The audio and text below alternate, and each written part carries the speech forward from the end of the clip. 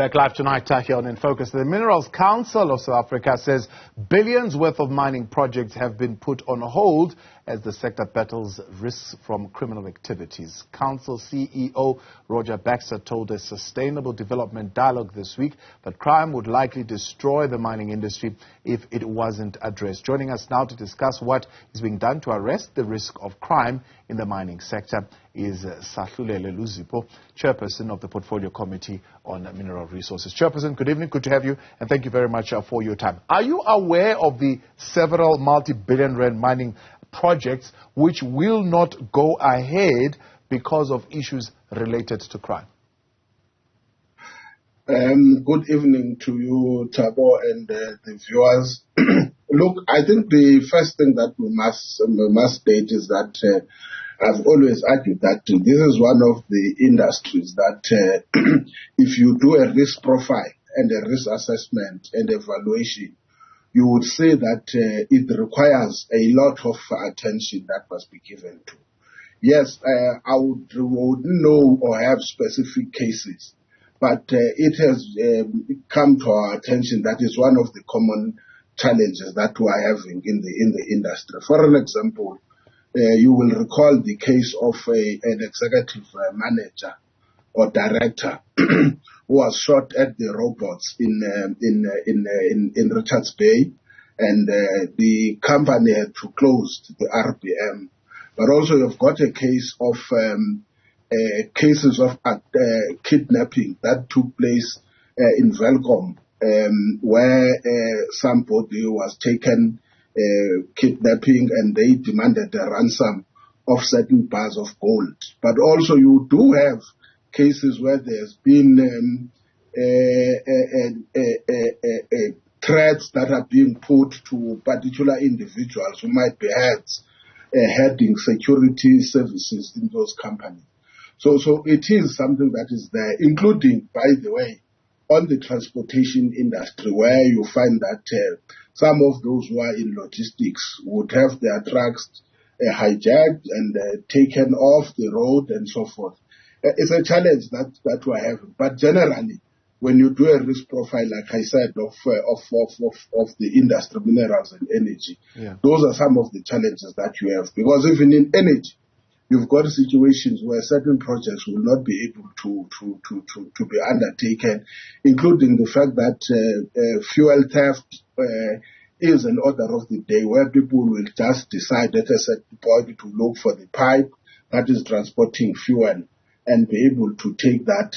And those are the engagement we have had with our colleagues in the transport industry, i.e. with regards to Transnet pipeline. So yes, these are the challenges that we have in terms of the risk assessment.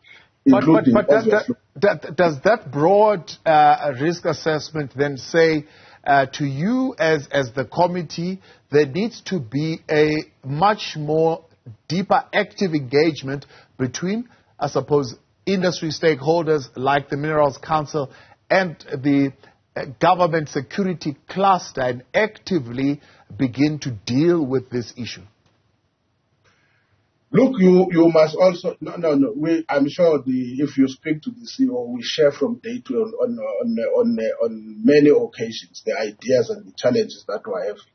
But obviously, it is a huge challenge, because some of those issues are outside the mandate of the Portfolio Committee on Mineral Resources and Energy. Remember, if you get and you are granted a mining right, it means protection and other things that relate to you as an individual right holder also include the protection that you need to get from the state. And therefore, I think for me, I'm encouraged by the words that came from Ms. Busisi Mavoso, who said that this is not a government challenge. This is a challenge of all South Africans. And therefore, if it is a challenge of all South Africans, it is also a challenge of the business community. I think if we borrow from her words, there is a need for a consolidated and a much more concentrated effort that we must encourage in terms of our business sector in mining, so that when they act, they don't act in isolation, but also they are able to put resources jointly in order to curb activities of this nature. At the end of the day, when we look in terms of the resource base of the state, it may not be able to meet those. Kidnapping is just a pure act of criminality.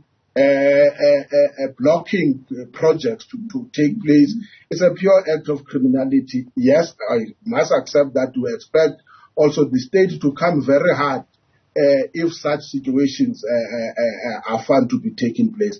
But from where we are sitting, it will be very difficult for a portfolio committee on mineral resources and energy to enter that particular terrain. No, absolutely. But of course, as government holistically, for example, there have been suggestions, and as you say, it's not something new, it's something that has been there. One of the key areas, that of being organized armed attacks on mines and precious metal facilities, saying that there are gangs here who have links with organized crime, in some cases globally connected criminal syndicates. And the call, for example, has been for a specialized police unit. I know it's not something that's within your competence. Hence, I'm saying, is there a way of pulling in the security cluster, yourself, forming a joint committee where some kind of a specialized police unit can be established to deal with these particular security issues within the mining sector?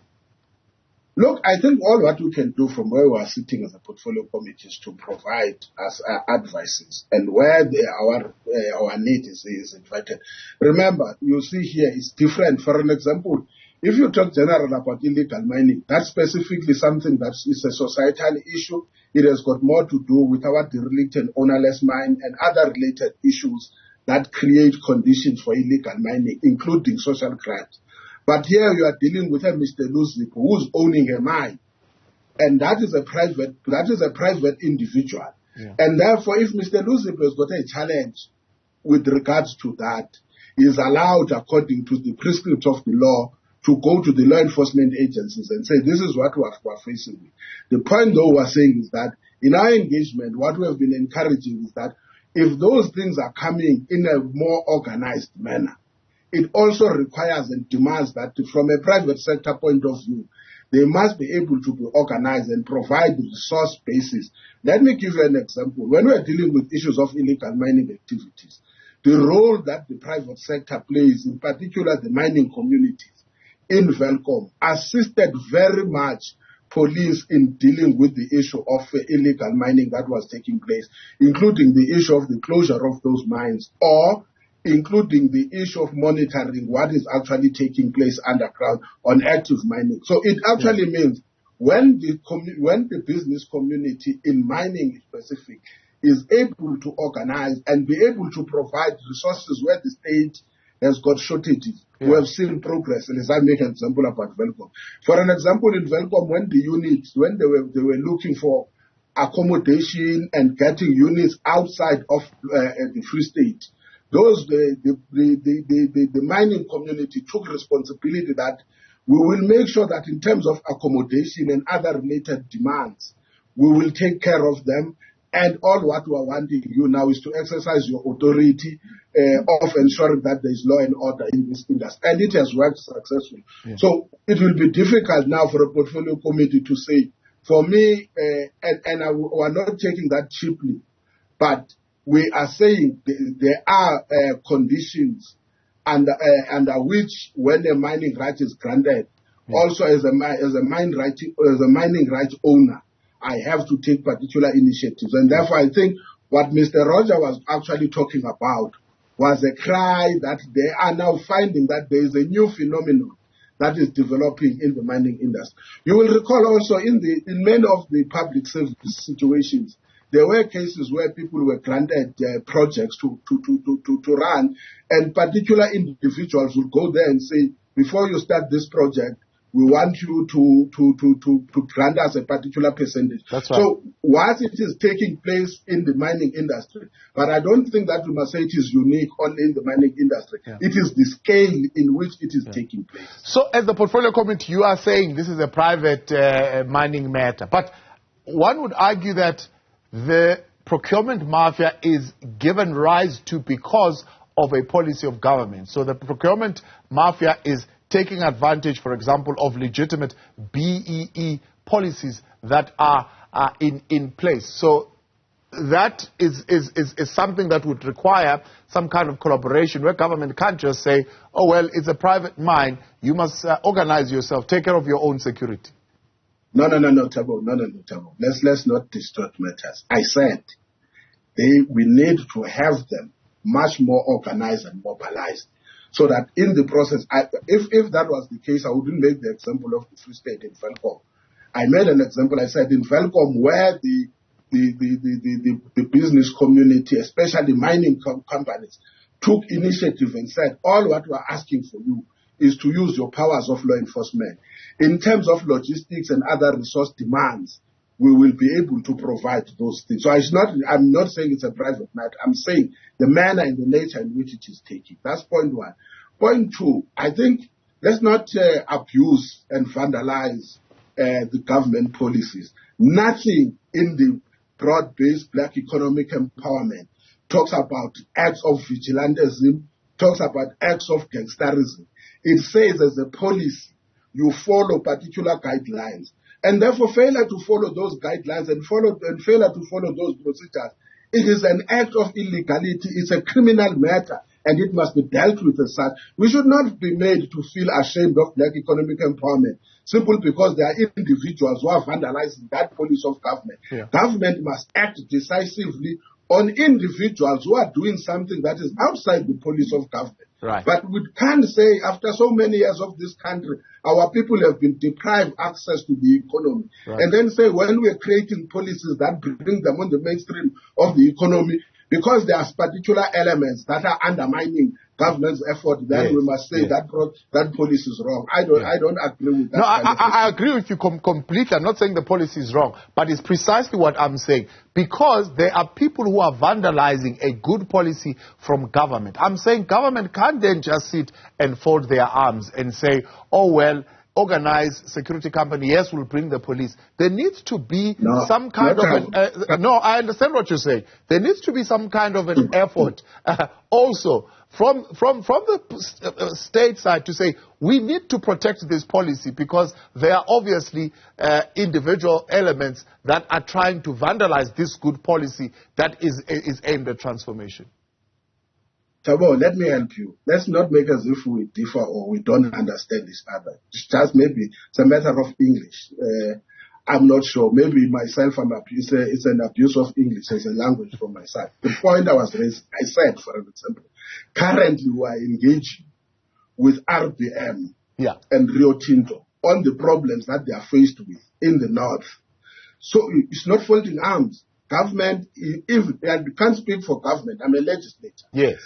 But we are engaging in bringing in even the provincial government of KZN and say, how do we deal with these issues? Because beyond what other individuals are blind on their eyes, these are criminal elements who are using other means of product and other means to access resources that we probably may not even be entitled to.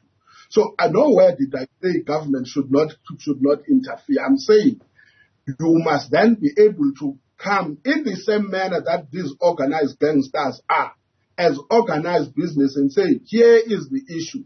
If you say government, you are short of resources, here is the issue. If you need vehicles, tell us how many vehicles you want.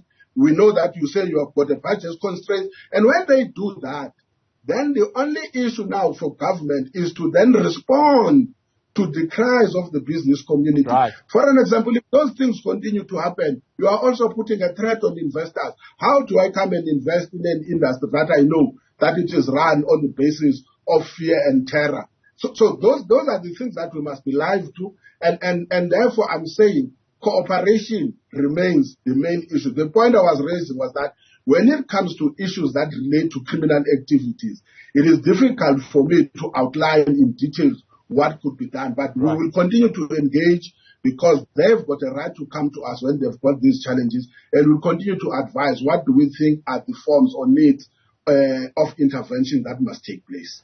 I'm glad we battled through and abused this English. Now you are much clearer, Chairperson. I understand you fully what you've been expressing. Let me thank you for your time and your intervention this evening. And thank you very much for coming on. Have a great night there. That's the Portfolio Committee Chairperson on Mineral Resources there, Sahlulele Luzipo.